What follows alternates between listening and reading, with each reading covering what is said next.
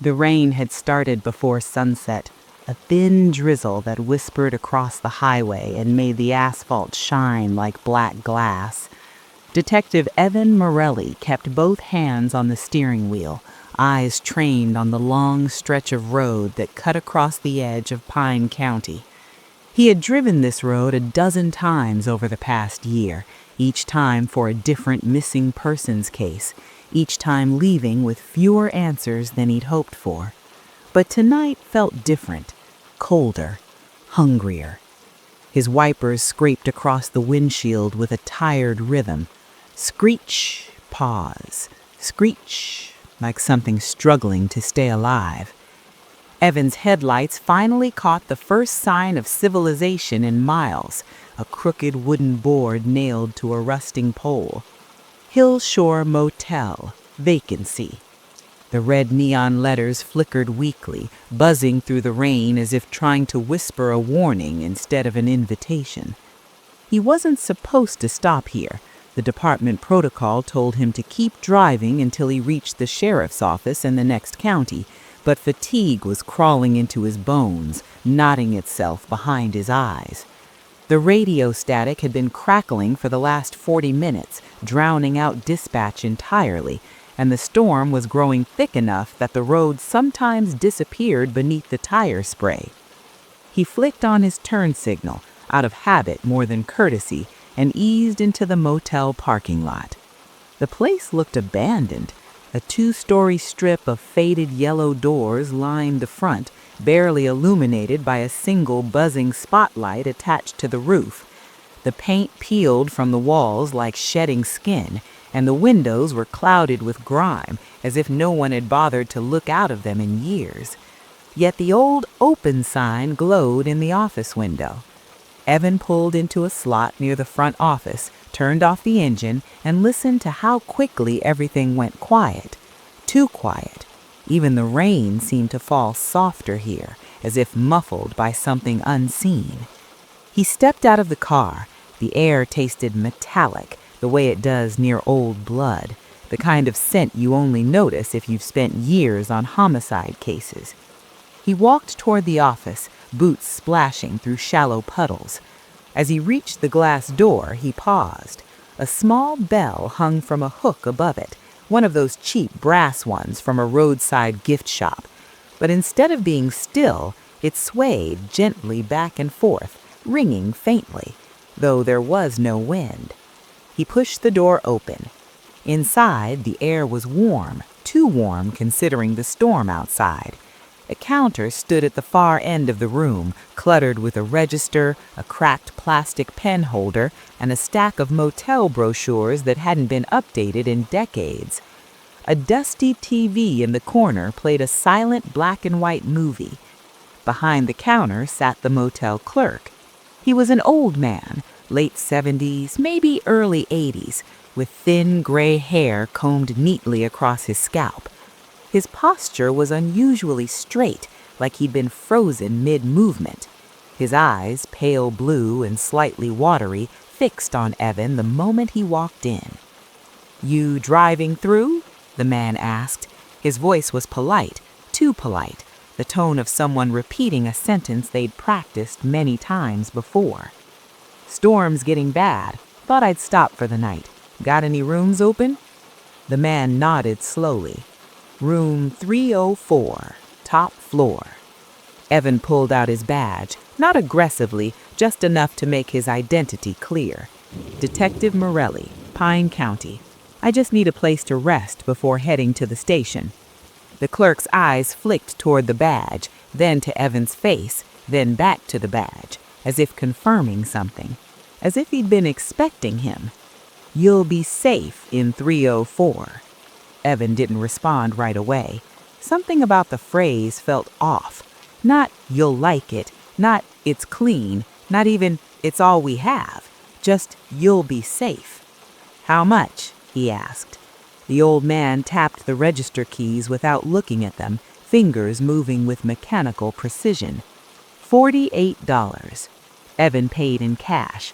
The man slid a single brass key across the counter.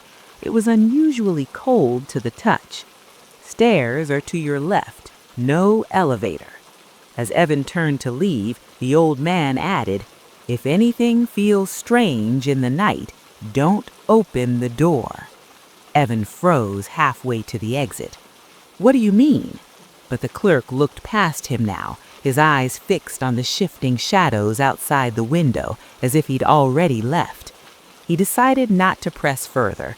Fatigue made his thoughts sluggish, and he chalked the warning up to bizarre small-town hospitality. He stepped back into the rain, letting the door creak shut behind him. The metal staircase groaned under his weight as he climbed to the second level. The lights along the walkway flickered sporadically, casting long, jerky shadows on the cracked concrete. Each room number was stenciled in flaking black paint: 299, 300, 301, 302, 303, 304. The door was slightly ajar. Just a crack, just enough to see darkness inside. Evan paused. His instincts prickled. Motel rooms shouldn't be open, not at an establishment with a clerk so oddly fixated on safety. He pushed the door gently. It swung inward with a soft, reluctant creak. The room was dim, lit only by a small lamp on the nightstand. The air felt strangely heavy, like a place that hadn't been breathed in a long time. Everything was impeccably neat. The bed made perfectly, the desk dust-free, the carpet freshly vacuumed with clean lines. Too clean. Evan stepped inside. He scanned the corners out of habit. Dresser, bathroom door, closet, all closed. The rain drummed steadily on the window, fogging the glass slightly. He dropped his bag on the chair and sat on the edge of the bed. Springs creaked beneath him, but the sound didn't echo right. It felt distant, swallowed by the room. He rubbed his face. Exhaustion was clawing at him, making every sound feel heavier, every shadow slightly thicker. He lay back on the bed, closed his eyes, listened to the rain. Then, a soft tapping. He opened his eyes, held his breath. Tap, tap, tap. It wasn't the window. It wasn't the roof. It was the closet door. 3 soft knocks, evenly spaced, patient. His hand went to his holster immediately. "Who's there?" he called. Silence. He waited. 1 second, 2, 5. Tap, tap, tap. This time a little slower, a little closer. Evan stood up and approached the closet cautiously, his grip tightened around his gun. The room felt colder the closer he got, the air thick like he was walking underwater. He reached out with his free hand and touched the closet knob. It was ice cold, colder than the key, colder than anything else in the room.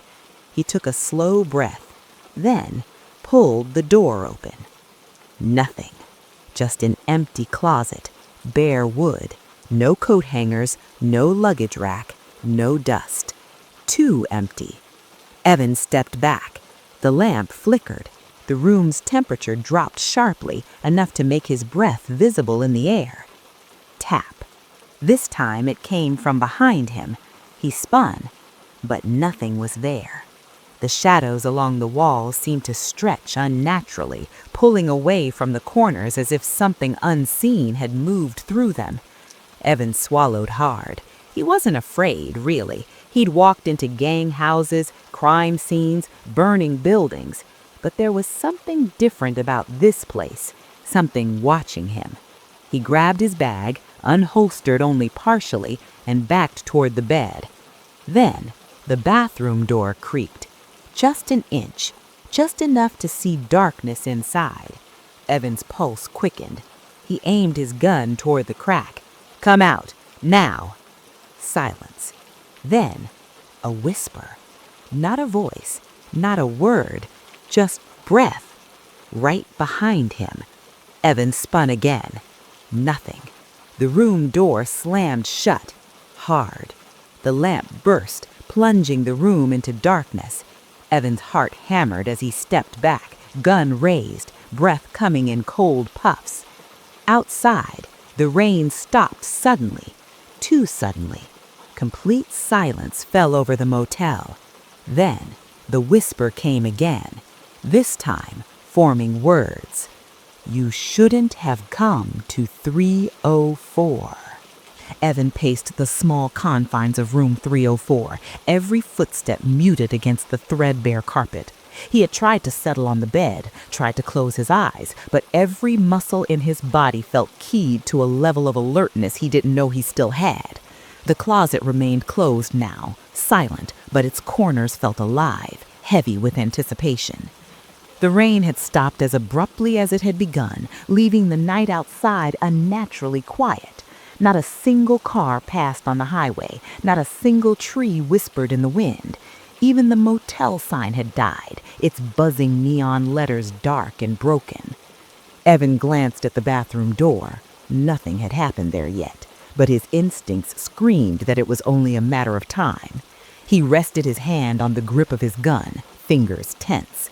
He had seen death in its most violent forms, but he had never felt this powerless. Then he heard it. A faint shuffle, not across the floor, not inside the room, outside. A sound coming from the hallway, a soft, deliberate step, the kind that tells you it's not accidental. Someone walking slowly, testing, counting your reactions. Evan's pulse spiked. His training screamed to call it in, to contact the station, to summon backup, but the cell signal here was non-existent, dead, black. Only the hum of the broken neon behind the office, still faintly buzzing down the hall, marked that he was alone. Another step, then another, closer. He crouched near the bed, peering through the slight gap between the blinds and the window. Nothing, just shadows, and the empty hallway outside room 304.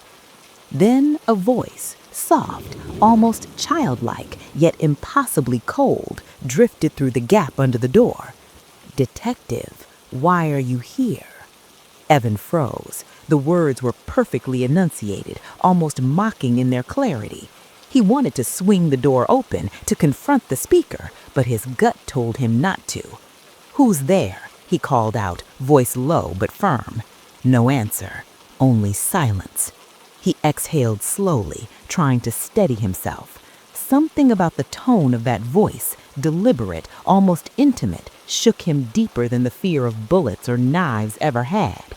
He scanned the room again. The shadows in the corners seemed to shift slightly, like smoke twisting upward. He turned toward the closet once more, that icy dread creeping over his spine. The air near it felt heavier, as if it pressed against him. Tap. 3 short raps against the closet door. Evan spun, gun raised. "Show yourself," he barked. Silence. Then a soft dragging sound, like a suitcase or a heavy coat being pulled across the floor. It wasn't coming from the hallway, it was inside the room. His hand shook as he pressed the muzzle toward the sound. The dragging stopped. The room felt impossibly still, suffocating, as if the air itself had been sucked out. And then the whisper again. "Detective, we've been waiting for you." Evan's stomach churned. The words weren't coming from the closet, or the bed, or anywhere he could pinpoint. They seemed to echo inside his head, inside his chest, somewhere he couldn't reach. He backed toward the corner near the window. A faint reflection in the glass caught his attention. At first, it was only him, his own pale face staring back. But then, the reflection didn't quite match. A fraction of a second behind, the movement lagging almost imperceptibly, a smile that didn't belong, a tilt of the head, the same, but wrong. He blinked, and the reflection was gone. Heart hammering, Evan approached the bathroom. He cracked the door open slowly. Darkness inside. The air smelled faintly of mildew, or perhaps something worse, something metallic, faint, but unmistakably like iron. Then he heard a slow, deliberate breathing from behind the shower curtain. Not human, not entirely. Deep, hollow, measuring him. He yanked the curtain back. Nothing. Only the tub. Empty. tiles cold under the harsh overhead light. The shower head dripped water that hadn't run in hours, yet the room felt wrong. The shadow in the corner stretched longer than it should have, and when he looked at the mirror above the sink, he froze. His reflection stared back, but the eyes, his eyes, were darker, hollowed, unblinking, and the smile, his own face had never smiled like that. Evan stumbled back. He felt a wave of vertigo, stomach turning violently. He tripped over the edge of the bath mat, fell hard onto the floor. The gun skittered across the tiles. He scrambled to grab it, knees bruised, breathing ragged. Then the whisper again. "You can't leave, detective." The voice was now everywhere, in the tiles, in the walls, in the tiles again, a chorus of echoes bouncing from nowhere to nowhere. Evan scrambled to his feet, backing toward the door. His eyes darted around the room for something, anything he could use as a weapon, a lamp, a chair, even the curtain rod. The window shattered before he could react. Glass exploded into the room, cutting his hands and spraying the floor with tiny shards. Rain poured in. The wind howled through the opening. A silhouette stood on the sill, tall, broad, impossible. Evan's eyes widened. Not a person exactly, but a man. His face, his build, his posture, everything mirrored him perfectly, yet utterly wrong. Hollow eyes, a smile that stretched too wide. It didn't move at first, just stood there, staring, waiting. Evan raised the gun, shouted, fired. The figure didn't flinch. The bullet hit nothing. The glass where it had been splintered further, and the wind howled louder. Then the thing stepped inside. No sound of footsteps, no creak of floorboards, just presence, cold, crushing, real. Evan backed into the far corner. "Who? What are you?" he demanded, voice shaking. The doppelganger tilted his head, smiled, and whispered in perfect imitation of his own voice, "You're going to sleep, detective, and you won't wake up." The lights flickered. The storm outside seemed to roar louder, though the rain had stopped. Shadows twisted. Evan felt his limbs grow heavy, disconnected from his mind. Panic clawed at him. He tried to move, but his body refused. The figure advanced, slowly, deliberately, each step measured, echoing in the room like a drumbeat from inside his skull. Evan's vision blurred. The edges of the room darkened, shadows stretching across the walls, merging with the corners, swallowing light. The last thing he heard before losing his balance entirely, a whisper again, soft, intimate, impossibly close. "Room 304, always the same, and now it's your turn." He hit the floor. The figure loomed above him, cold, silent, perfect. And the room went black. Evan woke to silence. At first, he thought he had died, thought the world had ended, thought the shadows had finally swallowed him whole. The room was dark, the windows still shattered, rain dripping onto the carpet in irregular patterns. But he was alive, somehow alive. He lifted his head slowly, muscles aching, mind foggy. Every nerve screamed with tension, memory splintering between what had happened and what he feared had only been a hallucination. The doppelganger was gone, but the feeling lingered, heavy, suffocating, a presence just beyond the edge of perception. Evan rose cautiously. His gun was on the floor, cracked glass glinting around it. He picked it up, checked the chamber. Nothing had changed. Nothing could change. He realized then with cold clarity that the creature didn't need to fight like a human. It didn't need weapons. It didn't obey logic. He walked to the broken window and leaned on the sill. The motel lot below was empty. No car, no clerk, just shadows that seemed to shift in impossible ways. He pulled out his phone. No signal, not one bar, nothing. No GPS, nothing. Pine County was suddenly vast and untraceable. He could scream and no one would hear. The motel office beckoned, though he hesitated. He had passed through it in daylight only once, when the clerk had handed him the brass key, but now it seemed different.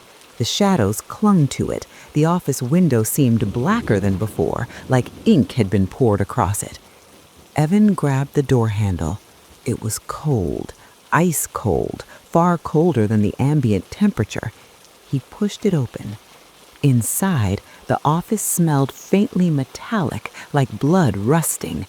Dust particles hung in the lamplight, thick, visible in the beam of his flashlight.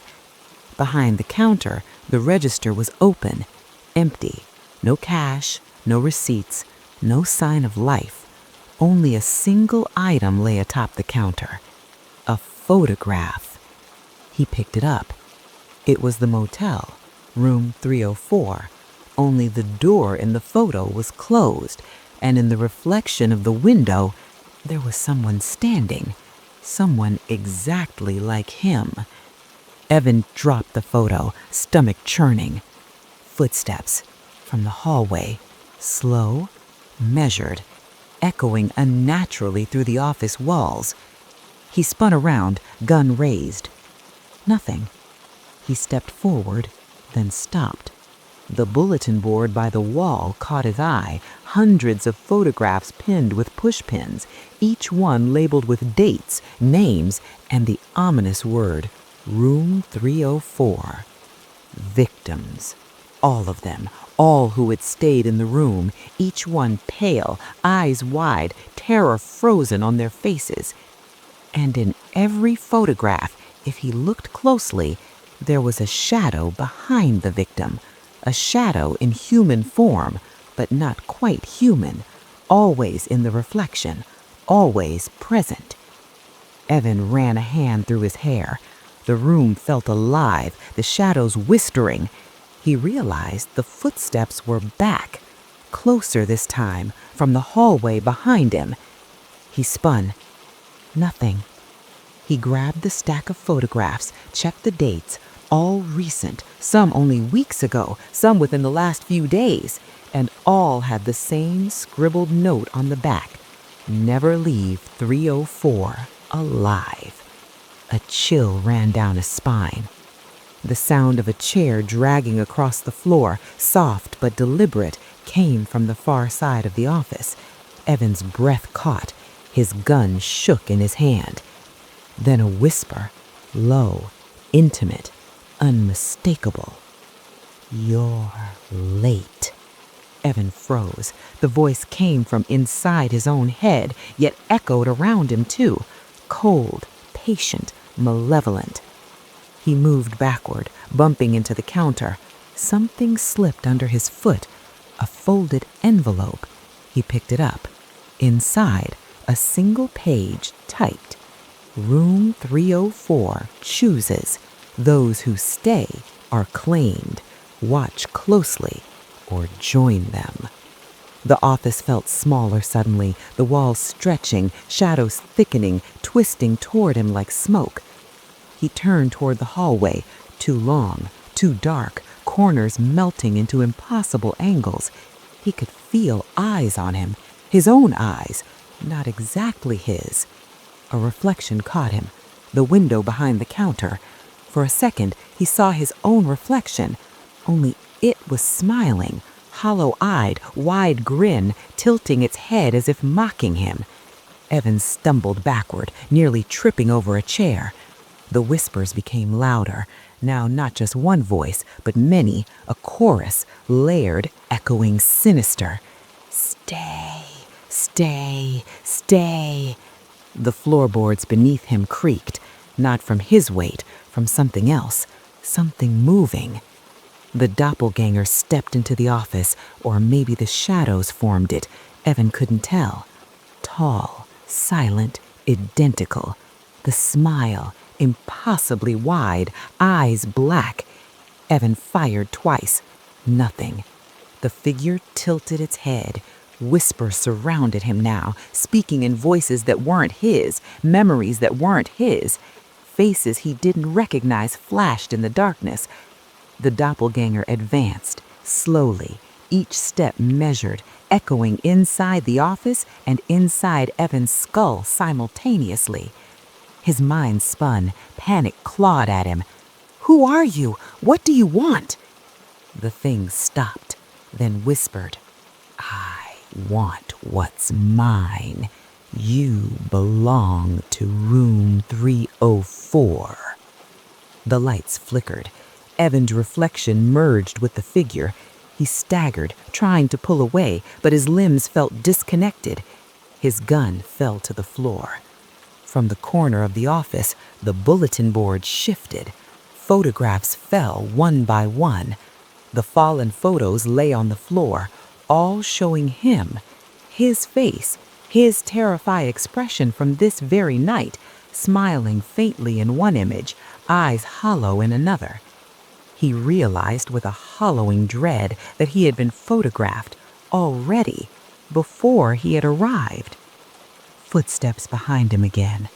Closer, warmer, breathing now, soft, echoing in the office, inside the walls, inside his mind. He spun. Nothing. Then the whispers again. Room 304 always takes, always keeps. The doppelganger stepped closer. Shadows thickened. Evan tried to move, couldn't scream, couldn't fight, couldn't breathe. He saw the window reflection again. Not one reflection, two. One his own, one the other, perfectly synchronized, smiling, hollow-eyed, watching, waiting. Evan's head spun. He fell to his knees. The shadows wrapped around him, tangible now, pressing in like water. The whispers became a roar, chanting in unison. 304, 304, 304. Then the figure leaned close, voice low, right against his ear. You should have never stayed, detective. The lights went out. When Evan came to, he wasn't in room 304 anymore. He lay on cold concrete, the floor damp, reeking of mildew and rust. His head throbbed violently, a slow, insistent pulse like someone hammering at his skull. The fluorescent lights above flickered weakly, casting long, jagged shadows that seemed to stretch unnaturally across the walls. He tried to move, tried to sit up. Every muscle ached. But more disturbing than the pain was the silence. Not the quiet of night, not the quiet of a storm passing, but the kind of silence that is absolute, oppressive, like the air itself had been stripped of life. He looked around. The room wasn't a room at all. It was a basement, or something like it. Gray concrete walls, pipes snaking across the ceiling, old furniture stacked against corners, boxes labeled with faded words, personal belongings, 304, their contents long gone. He rose slowly, hand on his gun, and tried the door. Locked, solid steel. No handle, no keyhole, just an unbroken surface, cold and indifferent. Then he heard it, a soft shuffle behind him. He spun. Nothing. The air shifted. A faint glow emanated from the far end of the basement. Evan squinted. The glow seemed to come from a staircase descending even lower, almost carved into the concrete itself. The steps were narrow, uneven, worn by centuries, or maybe just by countless victims. He couldn't tell. He moved toward it cautiously, each step echoing loudly in the stillness. The deeper he went, the heavier the air became. Every breath felt thick and hard, like inhaling water. At the bottom of the stairs, he found a long hallway. The walls were lined with doors, hundreds of them, small, uniform, featureless. Every door had a small brass plate. Every plate had a number. And every number was a room that no one was supposed to see. Evan's stomach churned when he noticed the first few plates. 301, 302, 303, 304, then 305, 306, and continuing upward in what appeared to be an infinite progression. Each room emanated a subtle hum, not electrical, not mechanical, a faint vibration that seemed to resonate in his bones, in his head, in his chest. He approached room 304. The door was ajar. He could see inside, but only partially. The interior was dark, far darker than the hallway. Shadows pooled in the corners, and the faint outline of a figure hunched over the bed. Evan stepped closer. "Hello?" His voice echoed off the concrete walls, swallowed immediately by the oppressive air. No response. He edged the door open further. The figure turned slightly, and Evan froze. It wasn't a person, or not entirely. It was him. Perfect, identical in every way, the same clothes, the same hair, the same subtle quirks in posture. But the eyes, his eyes, were hollow black pools that reflected nothing, and the smile, wide, unnatural, and infinitely patient. The figure reached a hand toward him, slow, deliberate. Evan raised his gun, fired. Nothing. The bullets clanged harmlessly off the concrete. The doppelganger stepped closer, each step silent, each movement precise. The air grew colder, thicker, almost liquid. Evan stumbled backward, hand sliding along the hallway wall, trying to put distance between them. Then he heard whispers, dozens of them, overlapping, echoing off the walls, dripping into his ears like water. Names, dates, warnings, all related to room 304. You shouldn't be here. You belong to 304 now. Sleep forever. The sound was everywhere and nowhere, inside and outside him, and it made his head pound as if splitting apart. Evan's eyes darted down the hallway. Other doors had begun to open, just slightly. Shadows shifted inside, moving, stretching, pooling on the concrete floor. Each one bore a faint resemblance to him, twisted, malformed, a promise of what awaited in the room. He realized then the full scope of the motel's secret. Room 304 wasn't just a single room, it was a gateway, a trap. Each floor, each hidden corridor, each basement hallway held hundreds, perhaps thousands of victims, people who entered and never returned. Their lives had been absorbed, their identities replicated, leaving only hollow echoes behind. And the doppelgangers, these perfect copies, waited, trained, patient. Evan's chest tightened. He had to escape, but the layout of the basement, the infinite corridors, seemed impossible to navigate. The numbers on the doors repeated, hallways bent in ways that defied geometry. Each turn led him back to where he started, or worse, closer to a shadow that had begun following him. The doppelganger in 304 shifted slightly. Its head tilted, its grin widened, and the whispers grew louder, synchronizing into a single voice. Leave and never leave. Sleep, stay. Room 304 takes. Room 304 keeps. Evan turned, sprinted down a hallway, only to find another open door. Inside, a dim figure slumped on the bed. Another copy, another reflection, another warning. He ran, heart hammering, lungs burning. Every door he passed revealed a new horror. Figures identical to him, frozen in various poses of terror, each a mirror of some possible outcome. He could feel their eyes on him, even as he moved, watching, waiting, learning. Then a hand touched his shoulder. Cold, ice cold. He spun. The hallway was empty, but the air shifted. He realized with dread that the figure, his double, was no longer in the room. It had merged with the hallway, intangible, following, anticipating. Every instinct screamed at him, "Don't stop, don't look back." A staircase appeared ahead. Unlike the previous stairs, these were narrow, black, and winding, descending deeper than any floor he had imagined.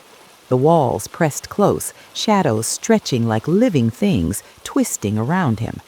Evan descended, step by step.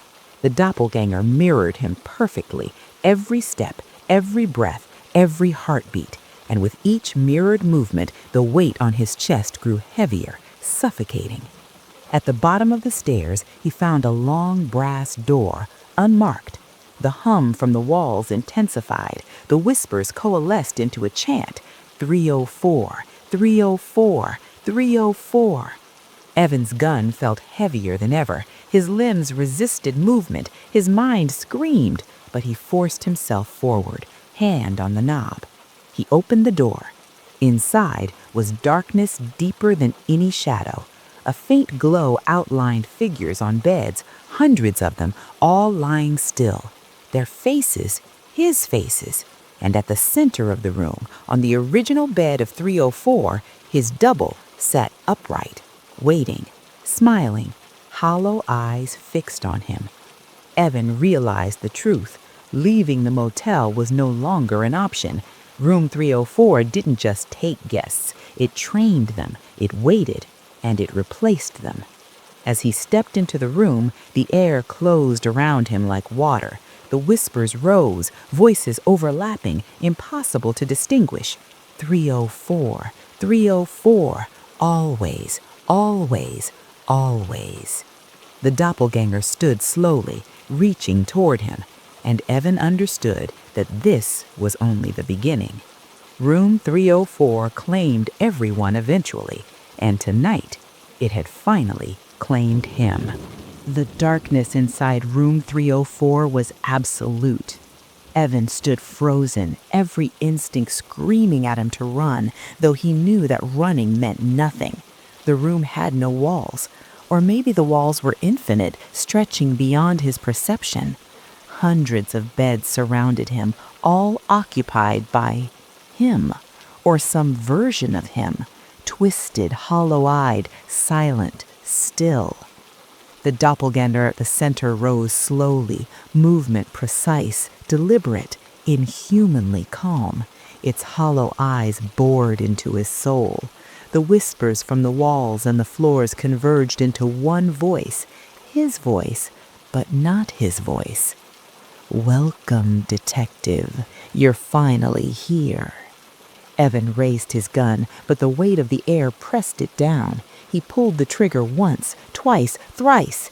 The echoes of the shots ricocheted through the room but did nothing. The doppelganger didn't flinch. It stepped closer.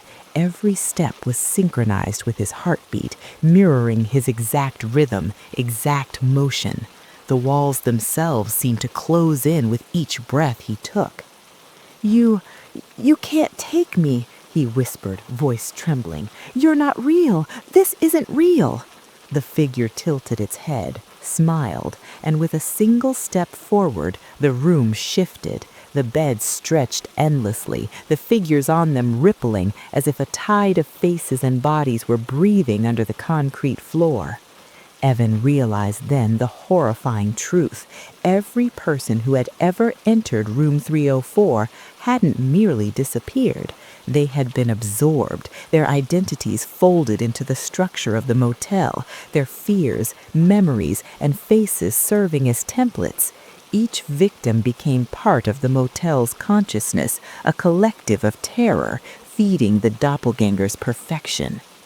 The whispers intensified, a chorus of all the lost voices. 304, always, always, always, stay, stay, stay. Evan stumbled backward. The floor beneath him seemed to undulate like water, the shadows stretching toward him, pressing against his body. His limbs refused to move freely. The air itself weighed him down. The doppelganger reached out a hand, perfectly identical to his own. Its touch, when it grazed Evan's shoulder, was not physical, yet it sent a jolt of icy electricity through his nervous system. Pain, confusion, panic, memories that weren't his, emotions that weren't his. He tried to pull away, but his body was no longer entirely under his command. "You belong here now," the figure whispered. Its lips didn't move, yet the words resonated directly inside his skull. "Your turn to sleep. Your turn to stay." Evan screamed, but his voice was swallowed, absorbed, replaced by another version of himself, or what had once been himself. He fell to his knees, his reflection in the shattered window on the far wall, or was it another mirror, grinned at him, hollow eyes, wide, patient, waiting. A memory not his surged, a guest who had stayed the previous night, writing frantic notes in a diary, scribbling warnings in blood-red ink on the walls. Don't stay in 304. Don't fall asleep. It will take you. Don't close your eyes. Evan shook violently. He could feel the edges of his own identity slipping, fraying, merging with the air, the shadows, the mattress beneath him. The doppelganger stepped closer. It raised both hands, and the room's whispers amplified into an impossible crescendo. 304, 304, 304, 304, 304. Every bed, every shadow, every reflection, his own and others, shifted and moved in perfect unison. The doppelganger stopped just a few feet away. Evan's knees buckled, his eyes widened in terror as he realized there was no escape. The floorboards creaked beneath his weight, or perhaps beneath the weight of all the previous victims, their collective consciousness, their fears and voices now merging into the motel itself. He could feel them pressing, urging him to give in, to surrender. The doppelganger whispered again, this time not in words, but in a sensation. Sleep. Become one. Stop resisting. Evan's vision blurred. His limbs no longer responded to his thoughts. His gun slipped from his fingers. The walls rippled. Shadows stretched over him like a tide of darkness.